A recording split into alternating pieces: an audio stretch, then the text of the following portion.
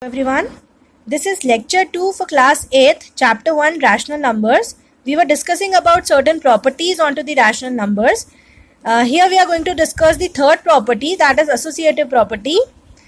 As you can see that in the first bracket I have written two numbers 4 plus 2 plus 6, and here I have reversed, I have put the bracket on the last two digit, that is 2 plus 6 and 4, and if I add these two numbers I'm getting 6, and this 6 plus 6 is going to be 12, and this 4 and this 6 plus 2 is 8, and we are getting the same results on both sides if we have three integers a, b and c. And if you put the brackets in the left hand side for the first two numbers and at the right hand side for the last two numbers, we are going to get the same results. That means for addition the property of associativity holds. In the similar way, we are studying the property on rational numbers. So if we have two rational numbers, or we can say three rational numbers, a by b, c by d and e by f, with the use of this parenthesis, we have used this parenthesis in the last for the last two digits, and here we have used this for the first two digits, and we are getting the same result as in the in this case.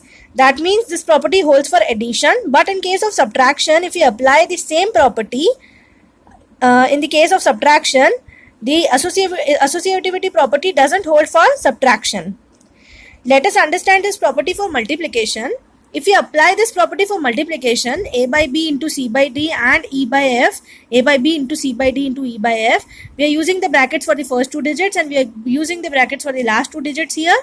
Still the result is going to be same, right? And this for the case of division, this property doesn't hold. That means the associativity property holds for addition and multiplication, but not for subtraction and division, right? The next property is distributive property. The distributive property is when you have three rational numbers a by b, c by d and e by f, and when you distribute this a by b into these two numbers, you're going to get the result as a by b into c by d plus whatever the sign is there. If it is plus, we are putting the plus sign here. If it is minus, we have to put the minus sign here. So a by b into c by d is the first number, and a by b into e by f is the second number, right? This works in addition and subtraction. Now we have additive inverse. The additive inverse of any rational number. To find the additive inverse of any rational number, we just need to put a negative sign over there. That means we just need to reverse its sign. For example, if we have a number p by q, its additive inverse is minus p by q, and if we have a number minus a by b, its additive inverse is plus a by b.